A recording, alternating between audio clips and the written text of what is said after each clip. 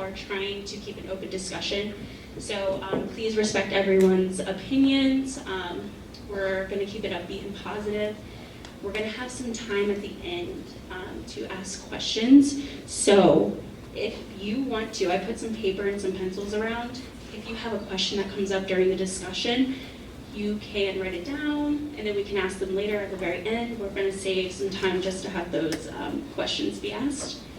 Also, this isn't an interview, it's a panel, so what's going to happen is we're going to ask a series of questions, and you can offer your opinion. If you don't want to say anything, you don't have to. But yes, welcome everyone. Thank you for your support. We greatly appreciate it. I'm going to stop talking though and let my students go ahead. So, Arabella?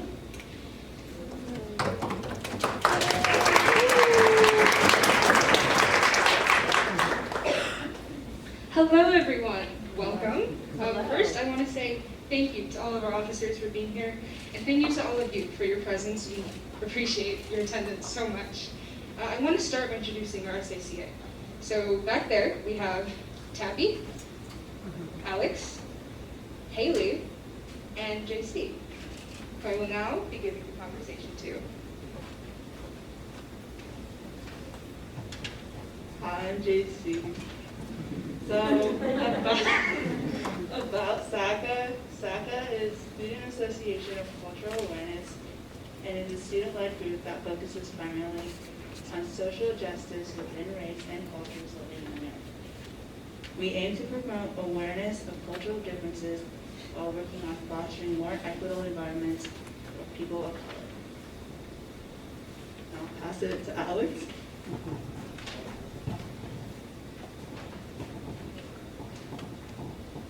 The purpose of today's panel is to build trust and relationships with our community officers and to better understand police work and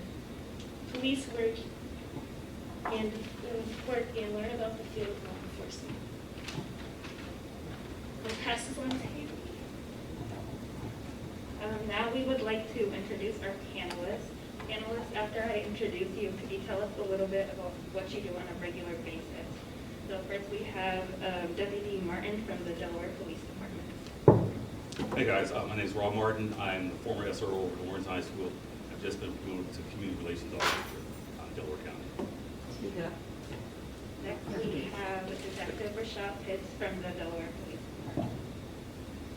My name is Rashad Pitts, and I'm a detective with the Delaware County Sheriff's Office. I investigate all the felony crimes that come into our office. Next we have Officer Allen from the Columbus Police Department. Alex Allen, Columbus Police Officer, patrol the south side of Columbus. About 2 years. Next we have Officer Bouchard from the Columbus Police Department. Hello, my name is Officer Aisha Broussard. I'm with our recruiting unit where we're trying to get more officers to join the force. And lastly, we have Fire Investigator Knight from the Columbus Fire Department. How you doing? My name is Mark Knight. I work for the Columbus Division of Fire. I am a fire investigator. What they do whenever there's a fire in the city of Columbus, go out there and investigate to make sure to see if it's a natural or it's an incendiary or arson fire, set fire. So we added 2 more people to our panel. So we have Gaines, which we all know from our school. He's our school resource officer.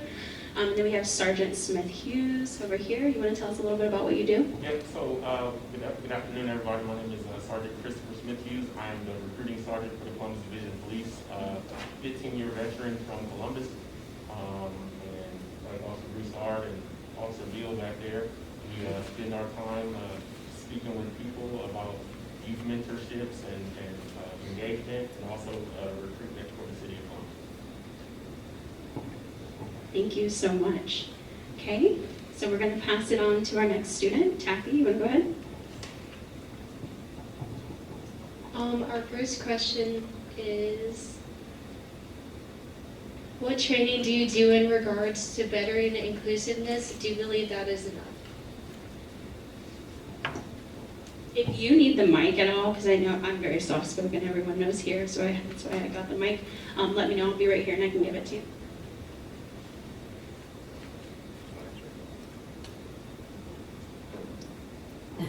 ahead. All right, so I know at our academy, we do implicit bias training. We do some social and equity, like awareness type training. I sat in on one for our most two recent training classes. Ultimately, what it does is elicit a lot of discussion. You talk about people's fears, you talk about people's differences and their similarities, and you kind of build cohesiveness between the people in the class, and you also build that community with the actual community. We also do another class that they just recently started doing where they kind of build with the community. They actually take them out into the community recruits and do certain things with the community. So I don't know what the name of the class is, but And this is all Columbus-based, correct? Yes, ma'am. That's awesome. What do you do? I teach over at the Career Center in law enforcement, and we teach classes over there, community seeker, criminal justice, and I pull off current videos off of YouTube, and we discuss good, bad, and different in order to get the officers to understand different biases and how we think. So when they run into situations in the field, they don't make the same mistakes.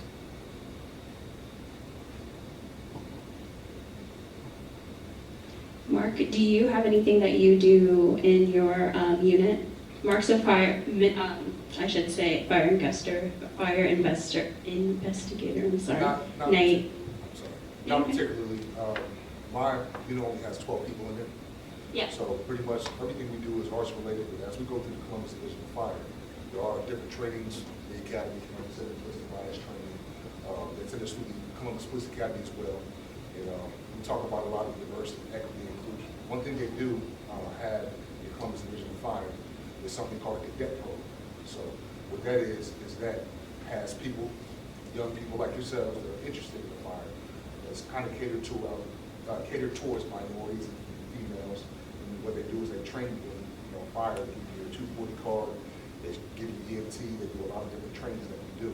So in hopes that when you're of age or when you're ready, when you can apply, you already have that training. You already have the different certifications coming with this Division of Fire. Do you think that's enough?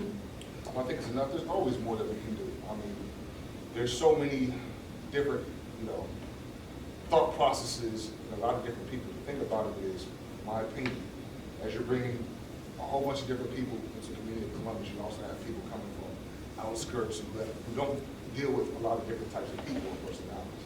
They only see what they see on TV or what they think is portrayed, and they feel like that's how people are as a whole. So it's definitely, there's always going to be more to get people better acclimated and understand that people truly are people. You should take each person individually, not as a lump sum of what you see on TV. Does anyone have any other questions?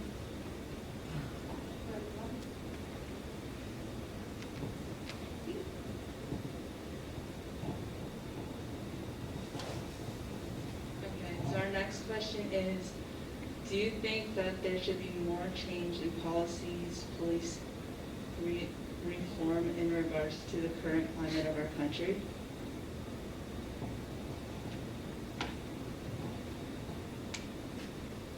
I'll tackle it too. I'll tackle that. So I guess in line with the training, do we believe that this is enough, right? So everybody in here is going to experience a change in policing.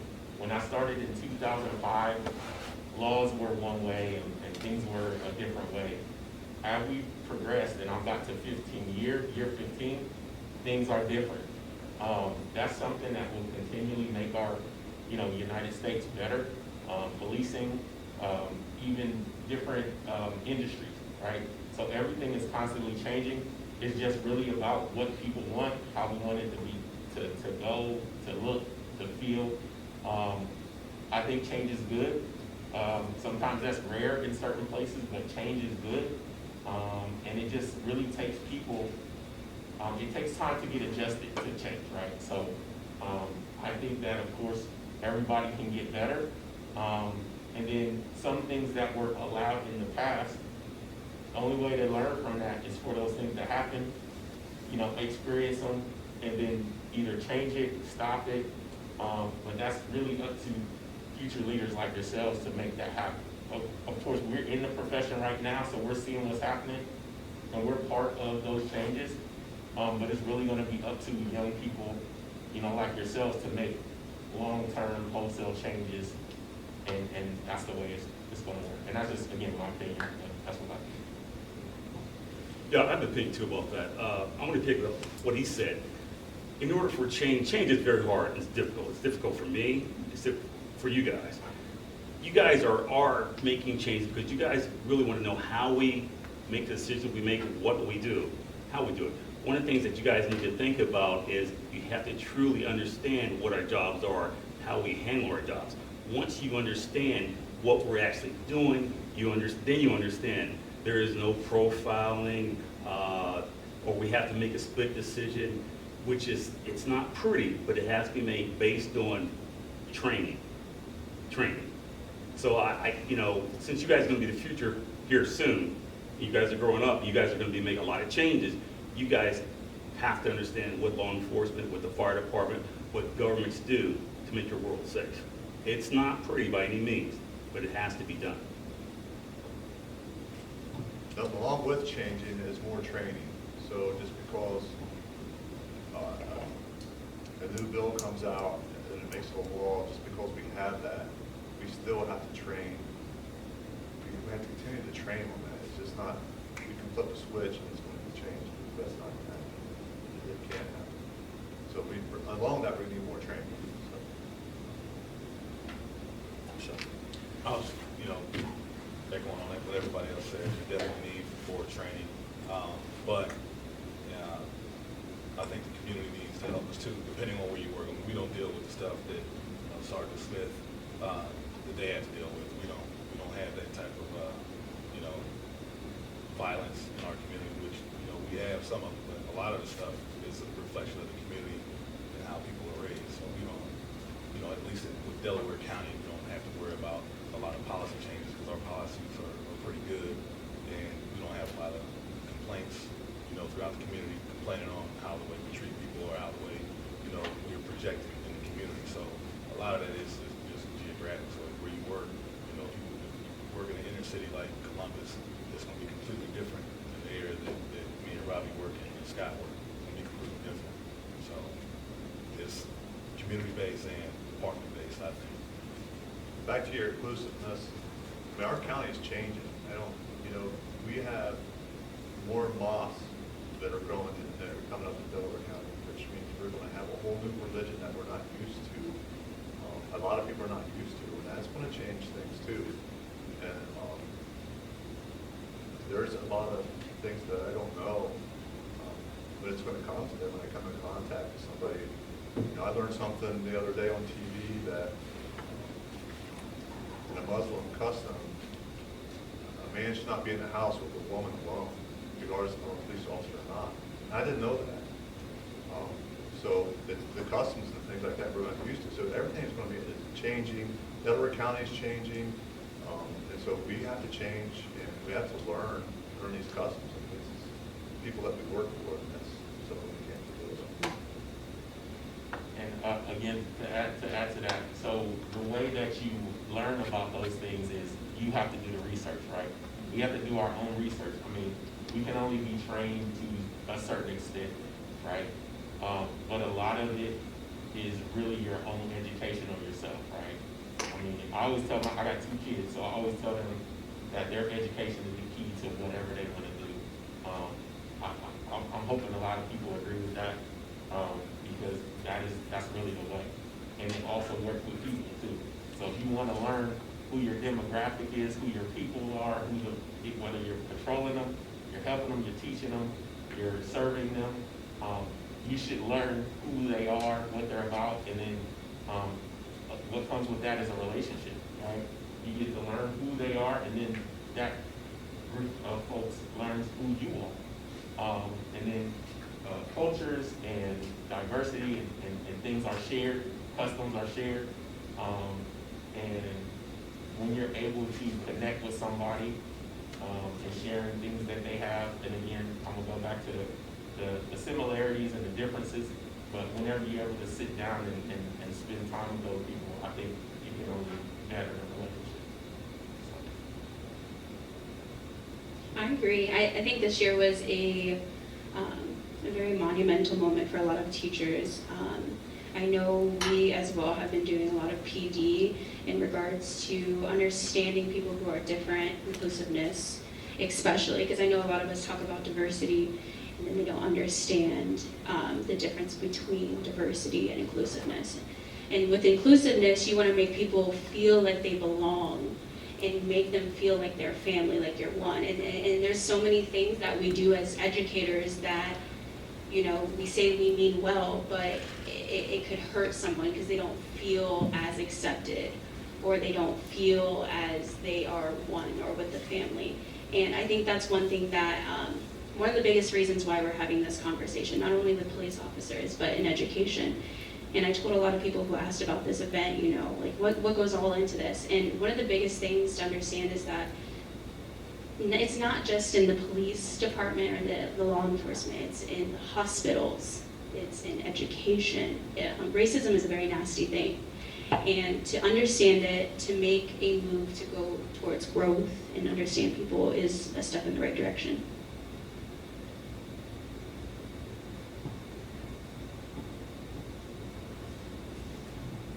Okay, so our next question is, what reforms or policies would you like to see put in place?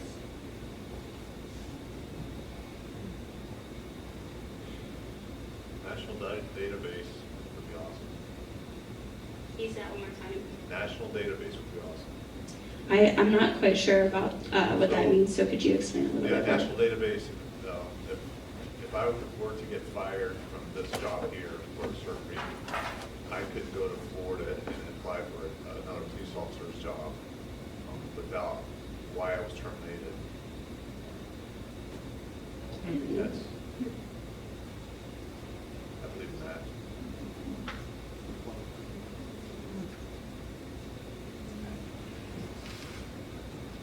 You know, if I was going to ask for some type of reform for law enforcement throughout the country, I would want law enforcement to have longer hours in education with different cultures, trying to understand where they're coming from.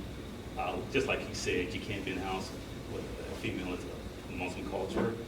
There's other cultures out there that needs to be researched and not disrespected too, but as of right now, we haven't had any issues. But with our culture changing so much, and we having folks come over our border, our culture is still going to change more than what it is right now.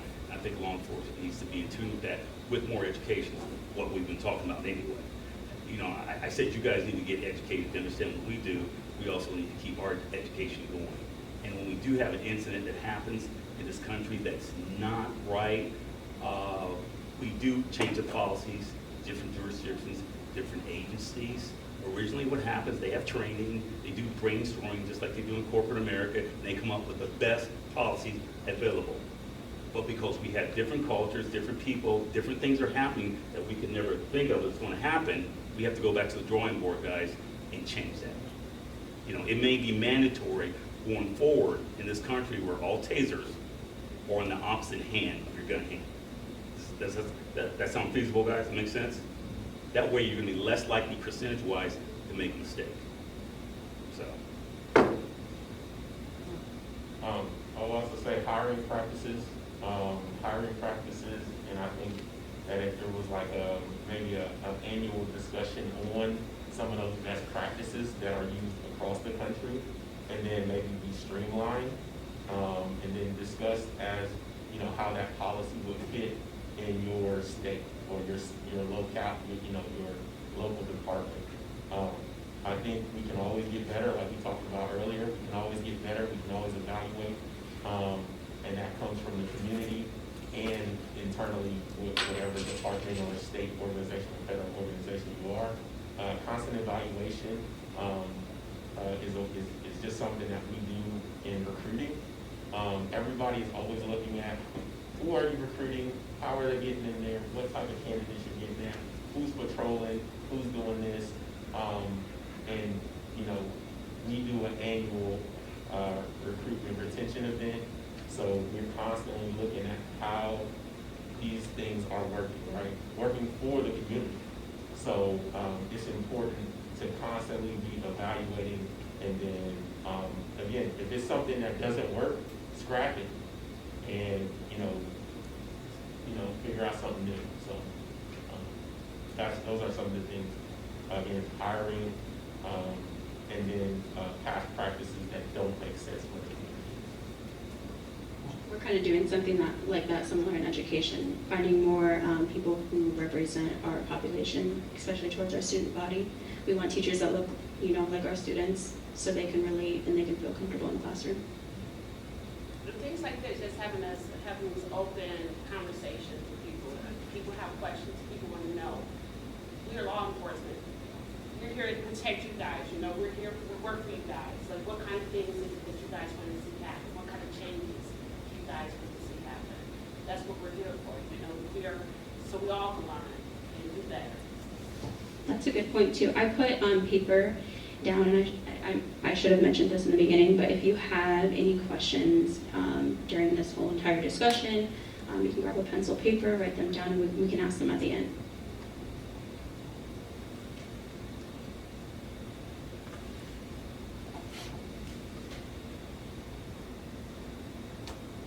So, our next question is, what is profiling? Profiling, I can tell you a couple things I've gone through, what profiling is. So I would say my definition of profiling is seeing somebody and automatically assuming maybe that they're guilty or a criminal or whatever thing you have in your head that you automatically feel like they fit that profile.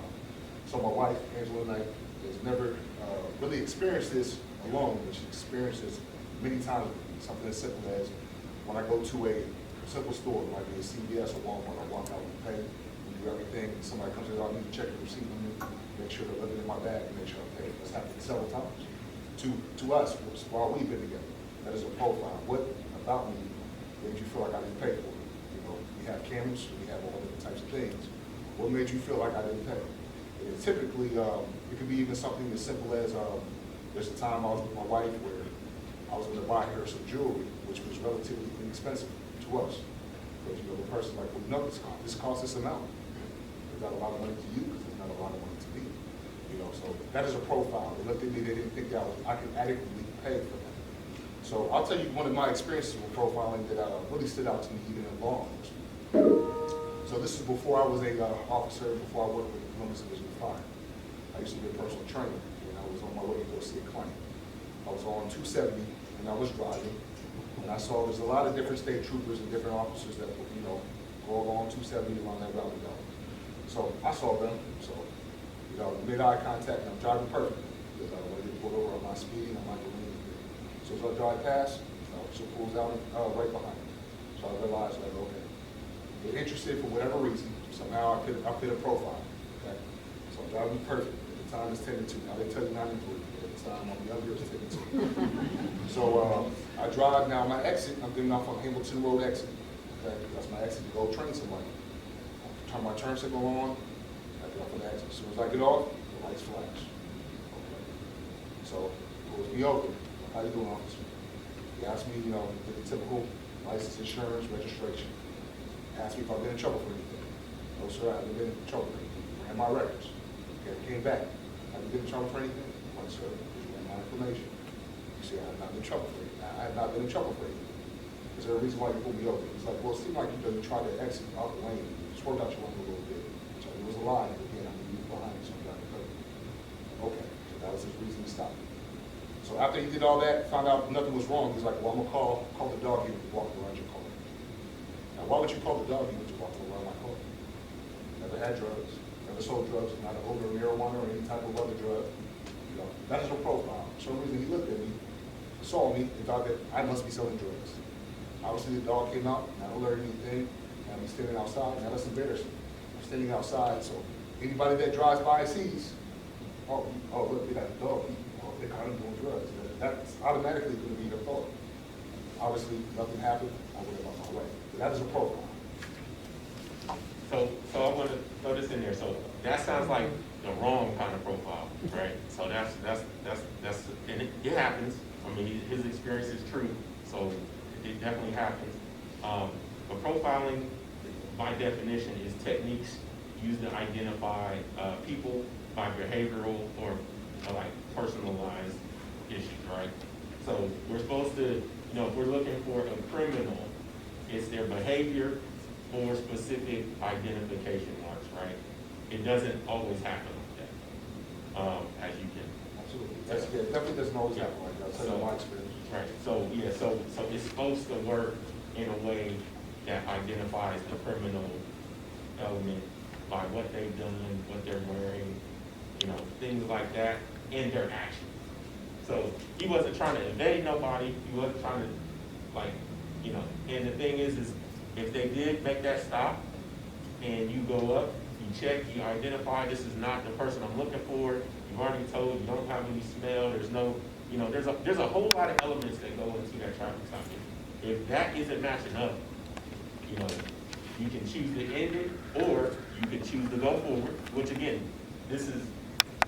I wouldn't say it's illegal to do, because we're allowed to do these things. But the techniques sometimes can get twisted, right? So, that is, and then there's several types, right? So there's profiling, and like I said, behavior before, and then there's also demographic profiling. So there's a lot that goes into it. If I chose to explain all of it, we'd be here for the next 2 hours, so I'm not gonna do that. There's a lot of, and it takes time and skill to build these techniques. Oftentimes we get it wrong, but sometimes, we get it right too, so. And to add to that, when I said my story, I'm not saying that's like you said, it's not always a negative thing. There are certain people that do have profiles, or somebody that you get pulled over repeatedly, they always have drugs on them. It might be a good chance that they have drugs on them, because the last 8 times they pulled you over, you had drugs in the car. I was just explaining my negative experience with profiling, because again, it could be a positive thing or a negative.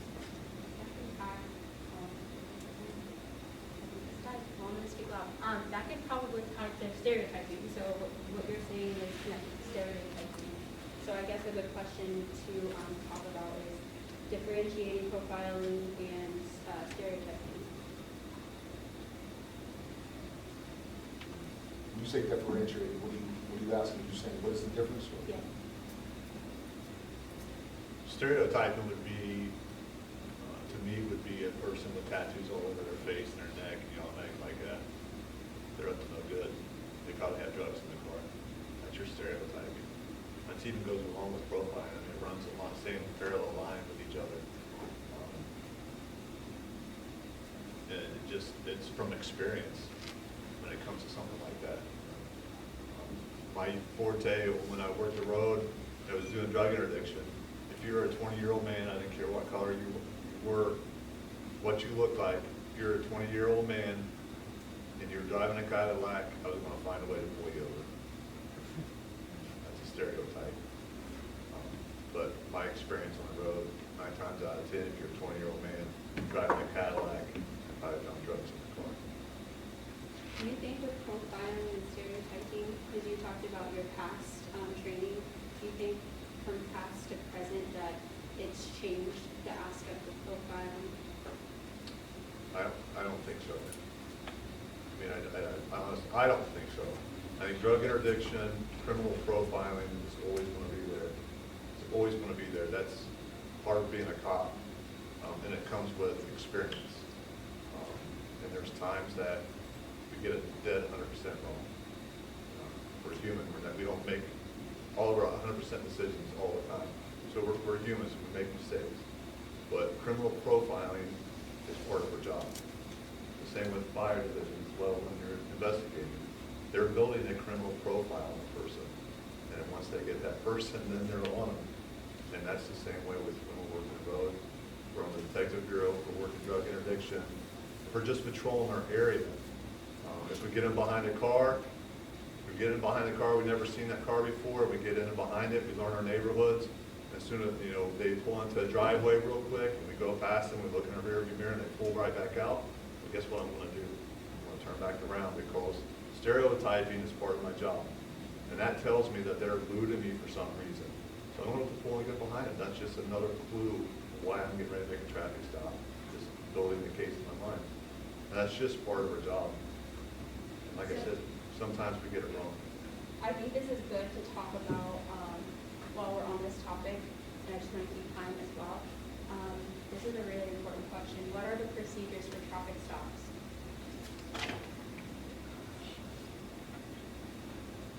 What do you mean by procedures?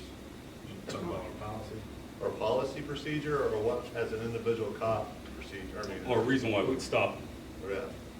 So the I- procedures, like, say if you're pulling somebody over, say, if you just had a theft in progress at the Players Mall or Tanger, and somebody gives a vehicle description, says, okay, it was a maroon van with 3 occupants in it.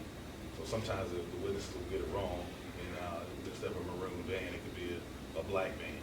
So when we get in the area, we'll try to find that maroon van or a vehicle that matches that description, because sometimes the witnesses will get that vehicle wrong.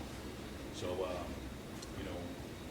when we make a traffic stop, you mark on the radio, you say that you'll, radio the plate, how many occupants, the color of the car, and your location. That's our policy on how we're supposed to initiate a traffic stop. You ever heard the saying, catch flies, you catch more flies with honey than you will with vinegar? When I make my traffic stops, I'm introducing myself, and I'm explaining why I pulled you over right away, before I ask you for your driver's license or anything else. Because I want to win your confidence that you're going to be confident, so I want to win your friendship.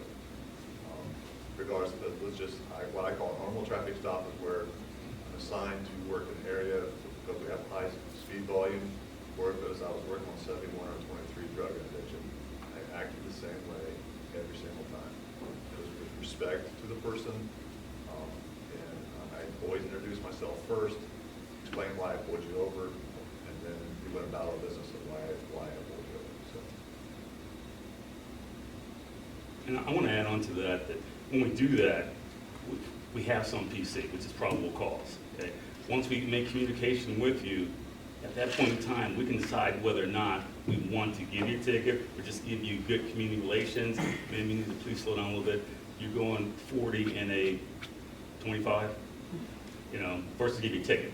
And we can give you a ticket, but it's nice to build relationships with people, so a lot of times they'll get breaks. I know in Columbus, Ohio, I got several breaks. And this hand is saying I also got a lot of tickets too. But I'm human. It happened. It doesn't happen now. I also want to clear something else, guys. Some of us know people that have vehicles that are dark tinted. Okay? I want you guys to understand, if your friend, no matter what nationality, gets pulled over because the windows are very dark, most cities have some type of ordinance against that. That's just good police work, okay? Percentage-wise, if it's the wrong car and that officer pulls over a car that has dark tinted windows and he goes up, rolls down the window, he's probably either going to see something or smell something. That's our probable cause. Now we have a drug arrest. So don't think that cops in this country, if your friends get pulled over because there's tinted windows, they're going after your friends because of their nationality. Just remember, they can't see through the windows. It's really dark. That's a good point. That's a good point. We're going to move on just to keep time for the next question. Yeah, the next question is, what is your take on the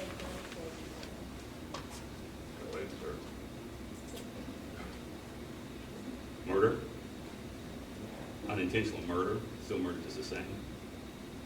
Justice was served. That's unfortunately, our country had to go through being tore up, emotion, and all this, but at the end of the day, 12 jurors went to court. They were talked to, defense, prosecution, and they made a decision. The people have spoken. So, when I say that, I'm saying what you guys see on TV or what you hear, you need to let the process happen so we can get to the truth of what happened. Once again, the community doesn't understand how police officers actually operate, what we have to do to get the job done. We want you to know, but we also want you guys to give us the benefit of the doubt before you come to conclusions and decide that you want to tear up your community, which is uncalled for. Columbus, Minneapolis, Detroit, Michigan, anywhere. Just give a chance for the process to happen. Because we really work for you guys. But you gotta believe in us. And if you hear a situation or someone out there, someone making a mistake, that's a cop that you want to say is a bad cop, it's probably just a mistake, okay? And it's bad, like what happened in Minneapolis, let the jurors decide that it's bad. Don't convict him, because remember, the media puts out there, they want the hype. They put out there what they want to put out there, and we form opinions. Guys, I tell you, I form an opinion too, okay? Once I start looking into it and get shut down, there's clips and pieces that I did not see, didn't understand, I start backing off. We gotta see the whole story. Let the court system tell exactly what's happening.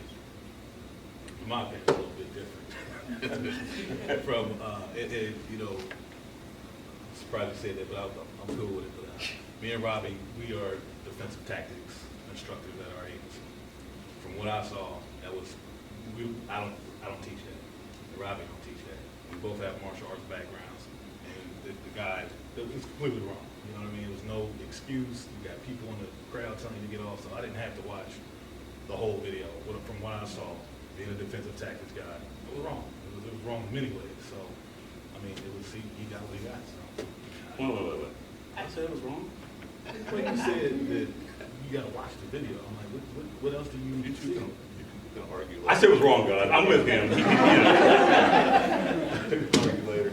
I would say I agree. Like I didn't watch the whole 9 minutes, 10 minutes of the thing. I was hurt. I was upset. I also was out there when the protest did about Columbus, out there on the front line dealing with the frustration the community had. I'm also part of the community.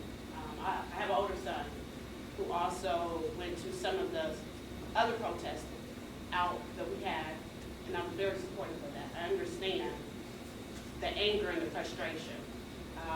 So I would definitely say that justice was served. What happened? And like I said, we were out there. We were 18, 19 hours Yes, I know. out 'Cause there. I saw you. We were having our Yeah, I was days cut off. Like, protesting. we were literally out there every day trying to, and I was even also out there marching as well, in uniform, and I did marching outside of uniform. So, only because you think that law enforcement, that we don't have the back or we don't see the frustration and stuff, we do. We're also part of the community as well. And just to piggyback on that, I know in Columbus, we support peaceful protests. So if you do want to protest and it's done peacefully, please do it. You know, obviously if it starts to get out of control, like I've told cousins and family members of mine, like, hey, if you see somebody about to throw something, tell them don't do it. And then if they still proceed, get up out of there. Because at that point, it's no longer peaceful, right? But again, like you said, people get angry. We're human. You see something like that, and now, you know, people are getting organized, and they have the capability to go out there, say something, and then you also, you know, have a voting power, right? So I mean, there again, we go all the way back to the changes, reform, policy changes, all of that stuff. But there's a right way to do these things, and then there's a wrong way to do it. And of course, we lean for the more peaceful, safe way to do these things. I saw when I was out, I protested and we ran into each other. That was really nice. And you would see officers in color protesting as well, in uniform, walking with the people as well. And I've also seen the dark side of protests, and that's when I had to go because it got crazy. It really did, and that's unacceptable. Peaceful protest is always the way. We have many officers injured. Some who haven't even returned back since the protest, but we're out there. My experience of it was, there were 2 nights, and people of color that came up to me were polite, asked me questions, talked with me, and said goodnight, and they left. But it's the white people that were rude, disrespectful. I got called everything but a dirty white milk cow that night, and they were all about white people. I don't know. You know, it's funny he says that because when I was down there on the front line, I had a lot of African Americans coming at me, Southeast. Called me all types of names because I'm in this profession and doing what I want to do with my life, and they see it as a bad thing. But they don't know one thing about it. I got into this profession because of everything that you see on the news and stuff. It's like, why talk about it when you can be part of the change? Be the change that you want to see. And so, I got a department, and I'm doing my best to make community safer, to be a positive role model for not just the community, but other officers as well. I believe my background, where I come from, I can teach a lot. A lot of these questions that they've been answering is based off experience, and I don't have a lot of that, but I got life experience, and I feel like that goes a long way. So, but yeah, I mean, the African American, it was at my neck time.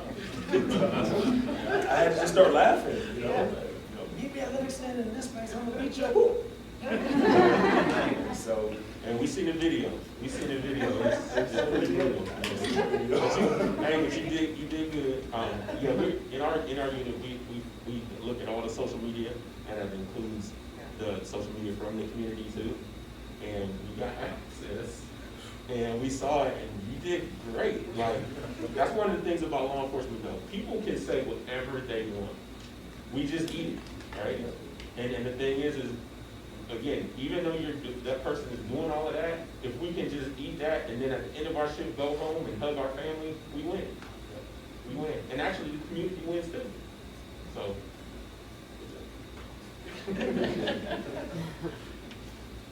Okay, so I want to get to some of we're going to save the last 10 minutes. I'm sorry, I'm a little over time. We're going to save the last 10 minutes for questions. We've got 5 more minutes. But this is a really good question that I would ask.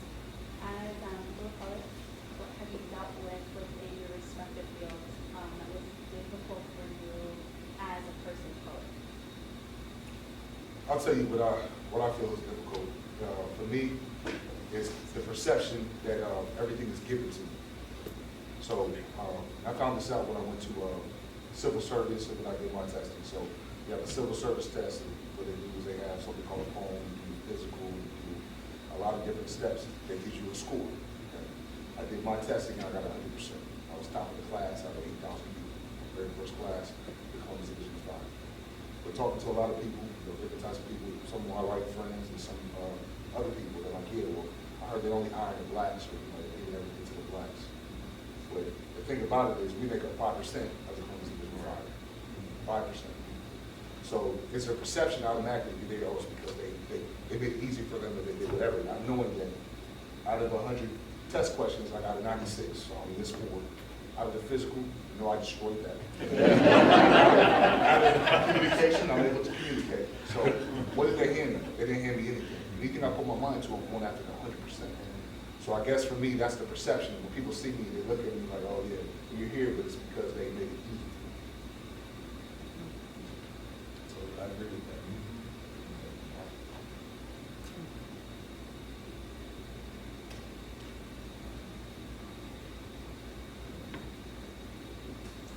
So when did you decide to come to get into law enforcement and then to follow that?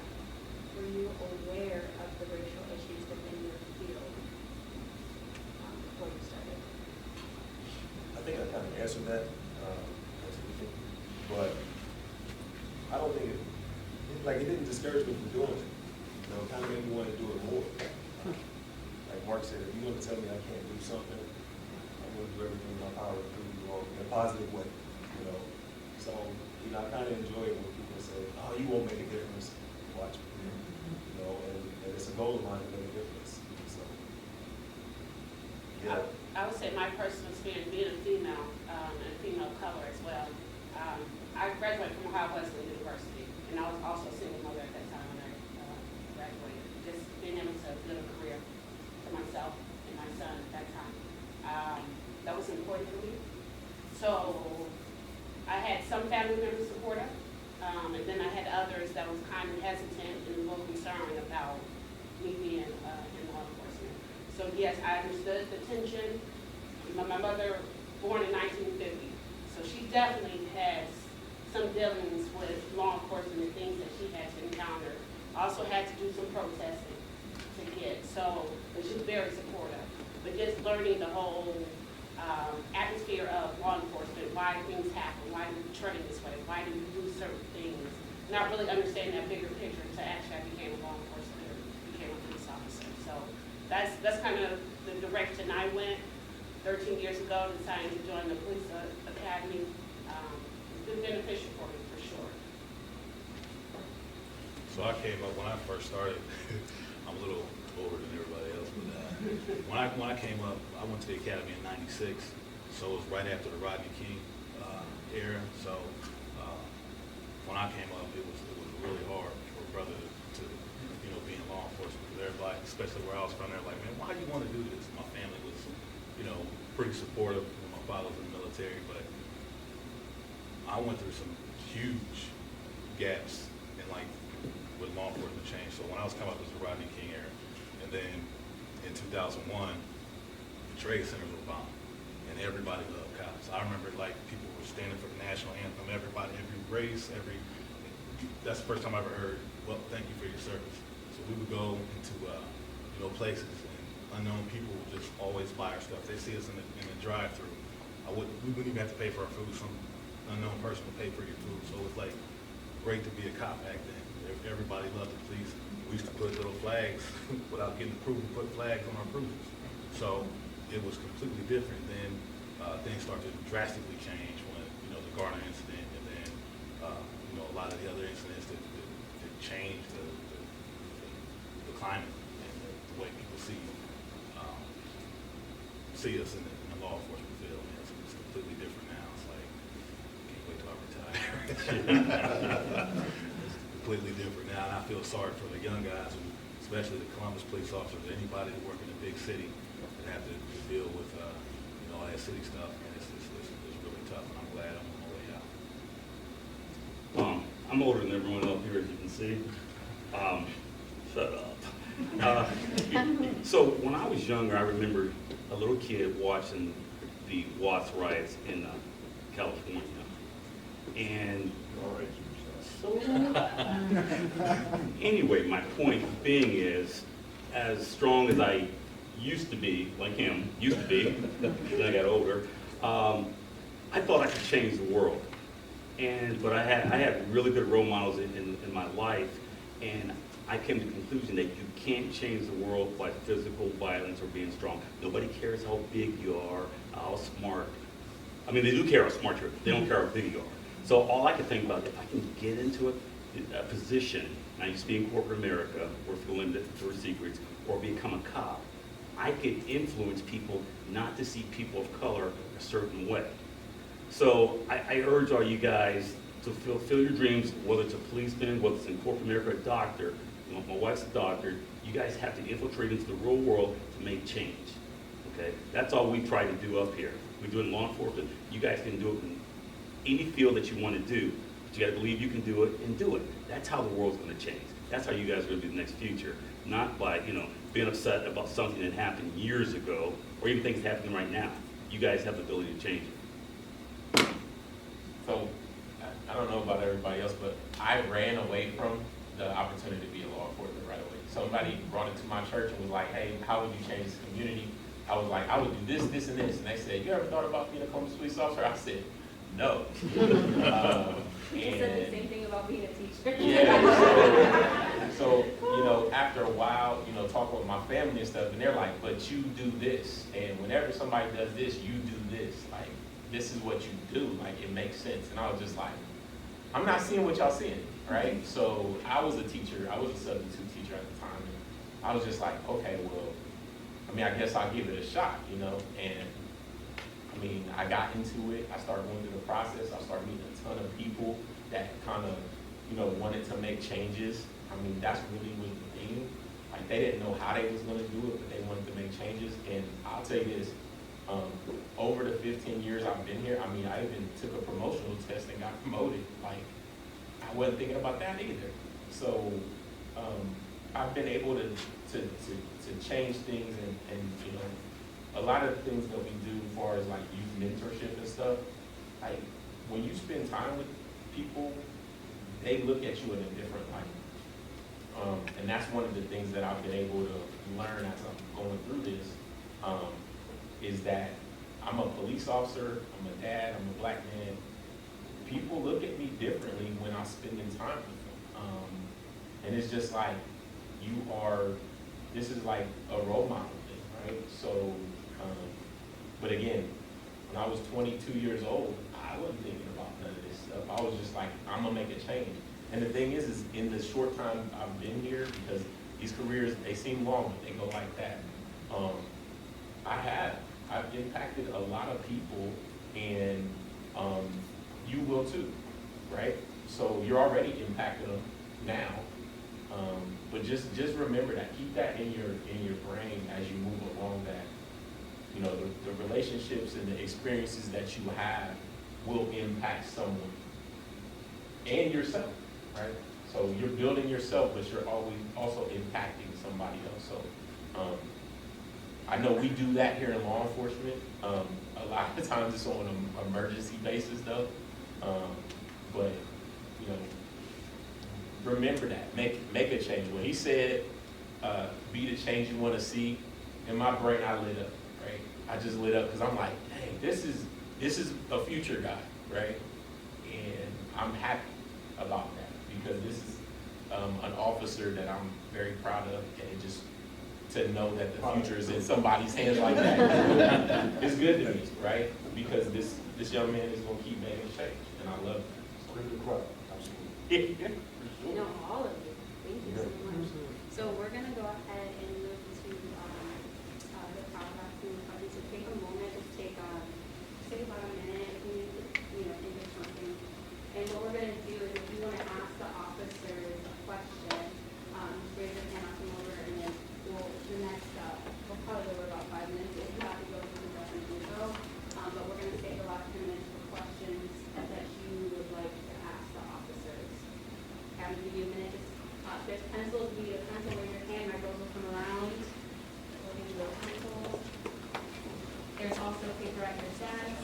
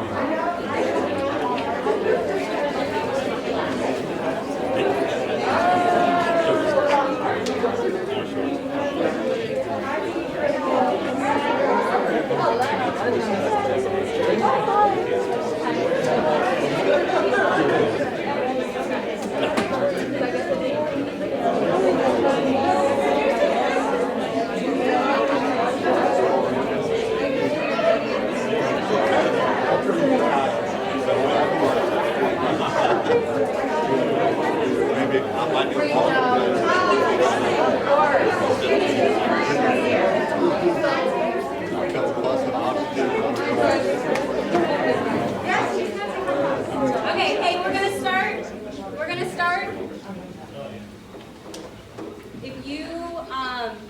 If you don't want to read your questions, you can always pass it. I have it in my cabinet, who will come around and grab it for you. Does anyone want to start first? Mr. Spinner does. For those of you that don't know me, I'm Mr. Spinner. I'm the principal here at Old Tangi Berlin. Thank you so much for being here. This is so powerful. Thank you. I would like to ask each of you, if we could start at the end, can you give us one word that you believe every law enforcement official should have? One characteristic that every law enforcement official, and then we'll just go down. Just one word, Can I have a please. start? Motivated. I'll say integrity. Respect. Courage. Put mine, respect. Understanding. I would say loyalty. Be loyal to your community, loyal to your coworkers, and loyal to your family. Thank you. Yeah, so we have our question. First question, what should we tell teens to do when they are stopped by the police to ensure they stay safe and come home? Did you hear that? I'll start. You get a lot of different opinions, but a lot of times I do feel like people have to comply. You have to listen. You got to understand. As a law enforcement officer, they do have authority. You may not want to get stopped. For instance, I'm a law enforcement officer. If I get pulled over, they ask me for my license registration, I'm going to give it to them. I have the ability to carry a gun, whether it be for law enforcement or whether it be my concealed carry. Okay? I'm going to notify them that I have a gun in the vehicle. I'm going to put my hands on the vehicle steering wheel. I'm going to comply. The big thing is, even if you feel like you're getting pulled over for no reason or you don't agree with it, go through the process and then fight it later. You're dealing with a lot of different people. A lot of people, just like even us, okay? So take away any type of badge, any type of job. People have egos. People have feelings. You're automatically cussing people out. You're automatically doing things. You're making people defensive. I'm not saying it's right when somebody acts incorrectly. By the same token, like they were saying all across the table, there's policies and procedures. Comply, handle it later. Okay, you did me dirty, I'm gonna come back and I'm gonna handle it a certain way because you did me dirty. So comply, listen to the officer's commands, do what you gotta do to, You guys have rights. And if we violate your right at any time, you can sue the department and get paid. Why would you want to fight with us? That's my biggest thing. It doesn't make sense to me. Why would you want to fight with any of us? Look at any of these guys. Why would you want to fight with us on the road and get hurt and get more charges put on you because you fought with us? Why won't you comply if we violate your civil rights? You sue us, you get paid, and you're still alive and you're not beat up. I mean, it's that pretty simple, right? I mean, that's what our Constitution is all about. If you guys want to like kind of stomp an officer, if you get pulled over, try manners. Yes, sir. No, ma'am. Yes, sir. It'll back them down real quick. They're going to think immediately, this person's not a problem. No drugs here. They may give you a ticket, they may not. I was raised with manners, and I still use manners as a 58-year-old man. I do it to some of you kids. That's just respect. You know, don't try to be confrontational. Why'd you pull me over? You pulled me over because this and this and this. Whether they did or didn't, little verbal judo, just have manners with them. Yes, sir, yes, ma'am. Give them what they want, be polite. You know, that's a good kid. My granddad. There you go.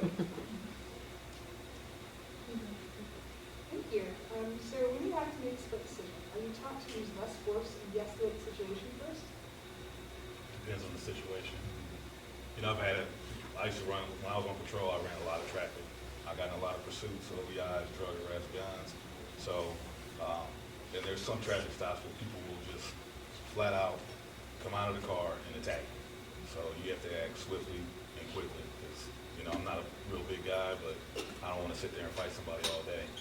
So you have to, you know, confront the situation and end it as quick as you can. It could come at any second for no reason at all. You could be on this call for a half hour long, and everything is just like, all right, I'm getting ready to leave now. It all explodes.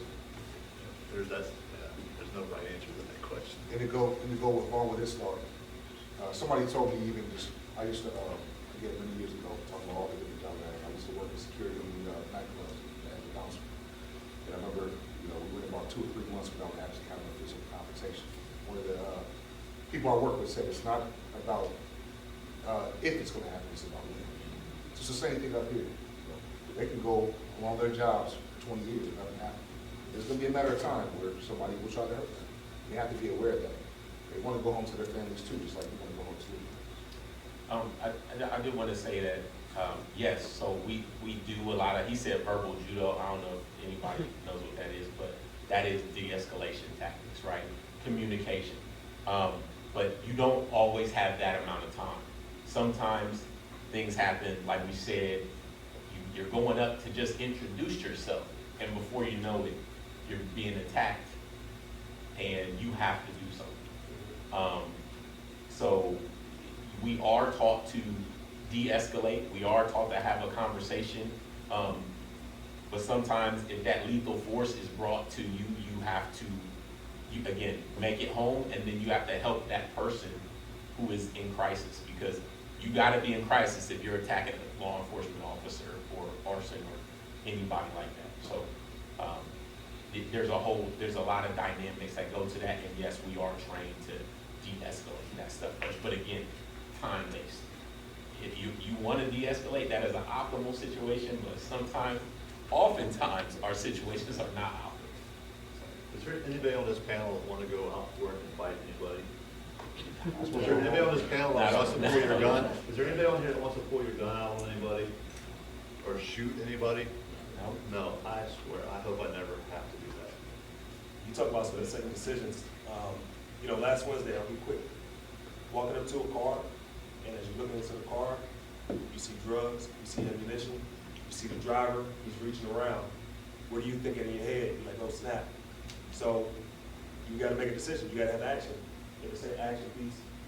Reaction anytime. So before he can reach anywhere, after he picked his head up, and I saw both hands, boom, I grabbed him, pulled him out the car. We found 3 guns in there. Who knows what could have happened? So you gotta do something quick. You gotta be quick. You can't think. And it's crazy. You see other stuff going on, and you're so quick to judge, but you don't understand what we go through.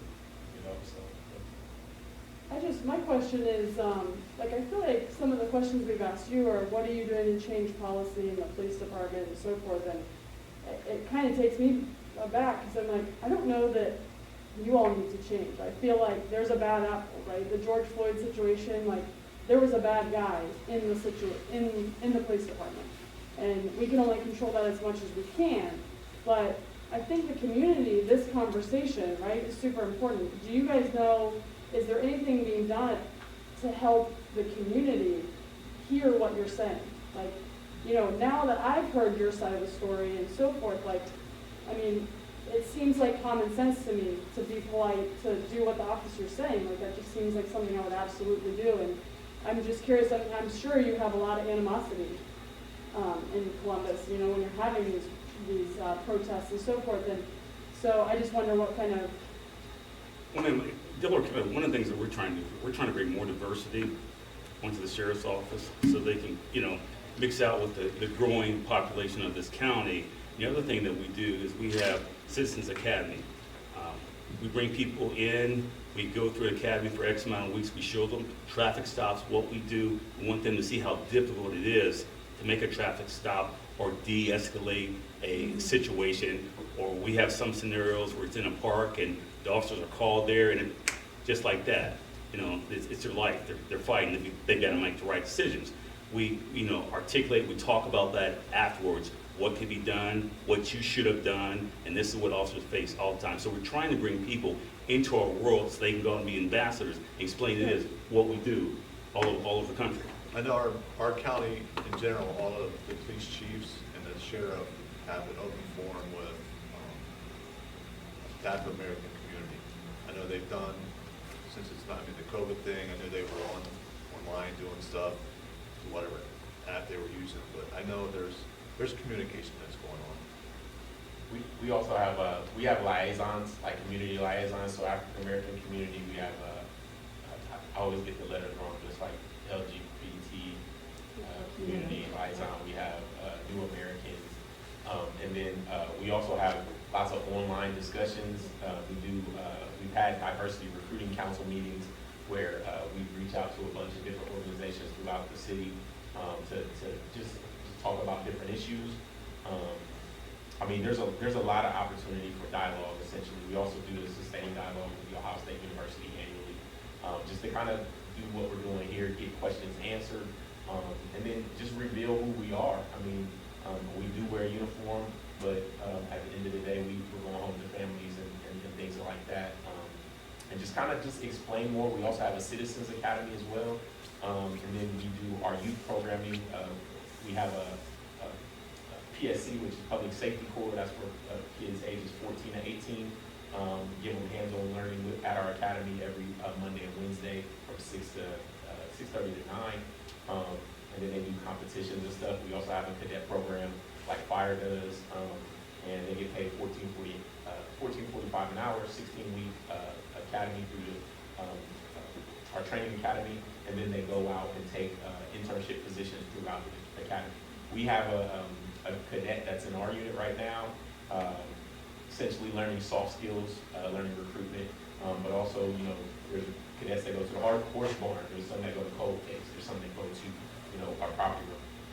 Lots of education, lots of opportunity to learn, and then they're also trained and up until they can take that civil service exam, pass it, and become police officers. And I'll get that information from you for all of you, so I can send that out if you're interested. And then obviously I can get, as well as the Delaware Police Department, if you have anything that the kids can get involved in, then we can run you list and then we'll get out there for you. It was crazy. I just want to say they have basically a night where the families go and kind of see what they do all day, and they took us to the green room where they run situations that can potentially escalate really quickly. And they asked for a couple volunteers, and I said, all right, Mrs. Knight, you got this. You're going to raise your hand, you're going to go up there, you're going to make the right decision. And then a couple people went before me, and then I started sweating, and I thought, oh my goodness, I'm going to keep my 7 to 3 job. That was crazy, and I did volunteer, and I want to say, that was a simulation. What is that like, you know, doing that in reality? And I think that, like you said, that's so important that maybe it's as simple as giving people a look into their world, like a literal look. Because I mean, I had an idea, but when you live it, it's very, very, very important. And we do community events, so like on Monday, Stop the Violence. We went out there, and people asked us straight up questions, and as recruiters, you know, we try to be as honest and open as we possibly can. Franklin University, we did a Zoom virtual jobs, and those students were just throwing us a question. I'm like, sorry, should you take that one? I don't know if I should answer that one or not, but, you know, we do try to, and then especially with their protest, Black Freedom, I think was one of the groups that was out there protesting, yelling in our face, screaming. I'm sure one of them will probably, one who was cussing you out. But we sat down with them and we had those open, honest conversations, like what kind of changes is it that you want to see? What is it that you feel that we could do to help everybody with this, the protest that's going on, the violence that's going on? What can we all do together to try to work in the community to make things better? So, and we also get turned down. Like we literally was supposed to have another early this morning talking with some high school students, and we got the call that they did not want us to show. So, you know, so it's an unfortunate situation. I think it's time that we just all be willing to have these little open, honest conversations that maybe we can move in the right directions. We do have those cases as well where people just are not ready right now. We understand that. Before we move on to we're probably going to have just a couple more questions to wrap it up. Does anyone want to talk? We have a few over here, but does anyone want to ask a question? Everson? Yeah, you can ask them. Okay, so like, how do you feel about the murder of that individual that happened like 2 days ago? I'm sorry, I can't hear you. Yeah, how do you feel about the murder of the individual that happened like 2 days ago? Tell me what Kaya? Yeah. I'm gonna tell you how I personally feel about it. Okay, when I first saw the video, I was like, oh man, this is 15, 16. I think it's tragic regardless. But I look at it and I watch the video. Okay, removing all emotion. She was about to stab and kill somebody else. Okay? The guy that shot him, I know who he is. He was actually in the academy class behind me. His father is one of the people that actually taught me. And I look at that and actually I feel bad for him because he saved her life. So we're looking at, oh my gosh, it's a 16-year-old girl that's about to kill somebody. And again, it's tragic because I understand they say your brain is not fully developed until a certain age, you know, but by the same token, she was eminently about to stab and kill somebody. So say you didn't do anything, and you would have killed her. Either way, he couldn't win it because now her parents are like, why did you not, your job is to serve and protect. You did not protect. You know what I'm saying? So either way, he's doing it, number one. Number two, people, I hear different things. I actually had this discussion with my mother. I wish they could have shot him in the leg, shot him in the foot, or taser. Okay? When we went, and again, not to say all the tactics, but when we went through the academy, we watched several videos and I seen demonstrations where you can get tased and the person still comes stabbing. Or I'm getting tased and I still pull the gun and still shoot off 6 shots. Okay, so the taser doesn't always work. Not to get too deep, but the taser has to deploy and has to hit a certain center mass. One that they both have to stick for them to work. The One deploys, one attaches, or say it hits and bounces off, again, that woman is dead, or the other girl is dead. Number two, you think about shooting. I don't know if anybody's been shooting before, okay? But some people can't hit a target when it's stationary, okay? You hit a small leg when people are fighting, it's so much more difficult. Now, what if there's a 2-year-old boy?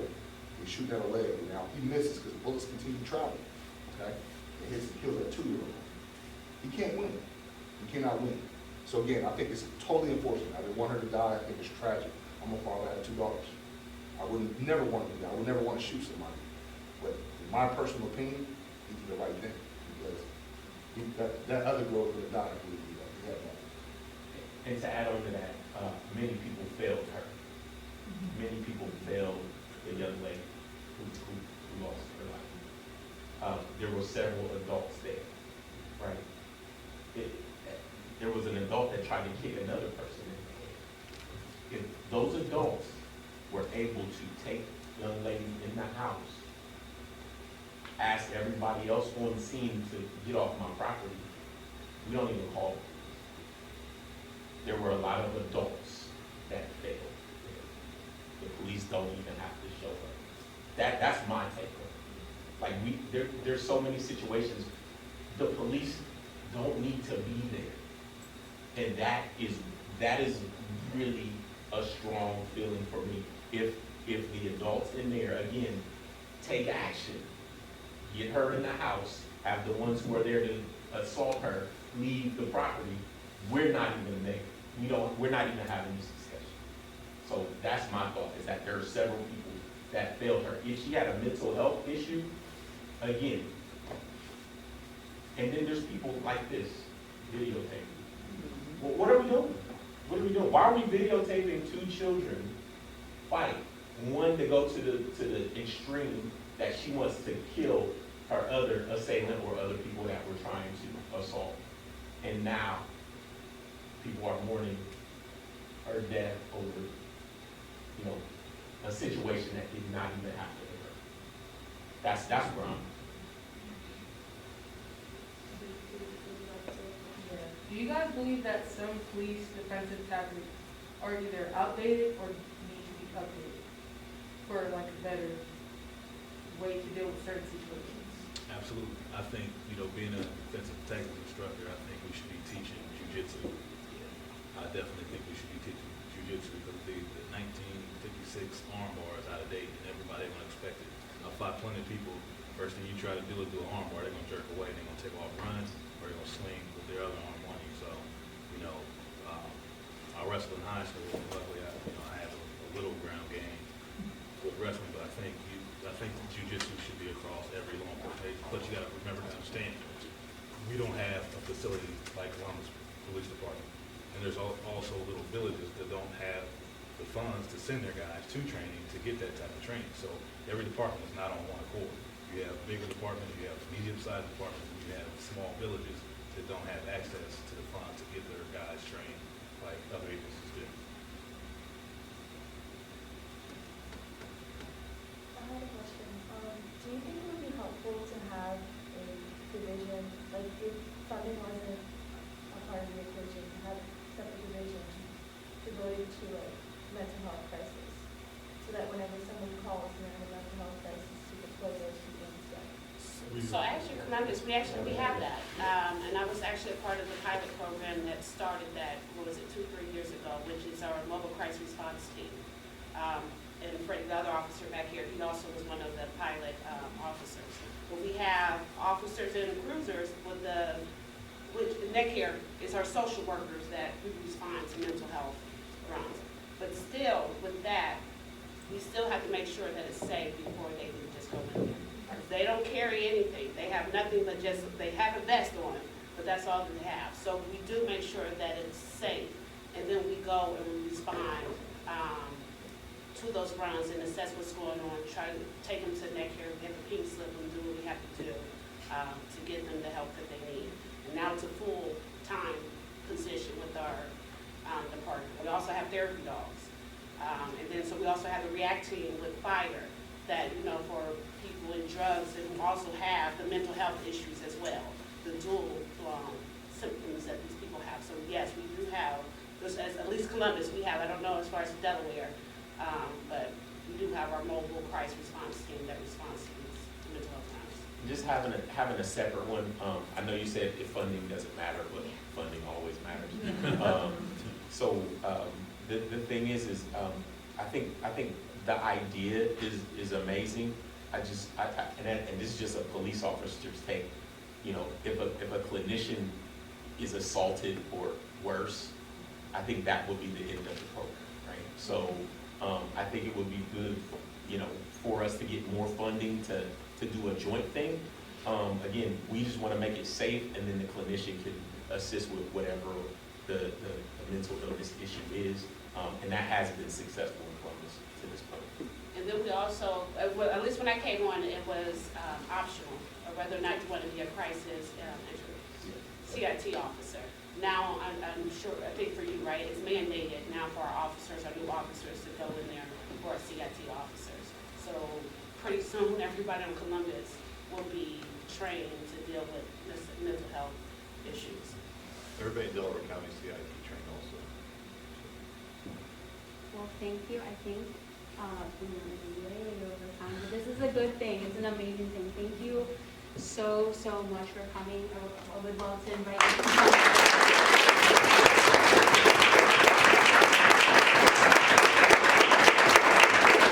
Thank you so incredibly much. We really appreciate it. This is not going to stop. This conversation will continue. If you have questions, I know a lot of questions have not been answered. We're going to collect them. We're going to have my folks come around and collect them. Please write your name on them. We will be discussing these at our future meetings. Officers, I'll collect those questions and send them out. If you would like to answer them, we can go ahead and get those answered, and then we can talk about them. I'm just going to end real quick. This is Student Association of Cultural Awareness. This is what we do all the time. We meet every Thursday via Teams. We're hoping to go in person here soon. I understand that this conversation is going to be ongoing. We will collect those and we'll discuss them at our next meeting. We have meetings every Thursday at 4:30 via Teams. So you can actually hop on your phone and you can do your discussion. So it's really easy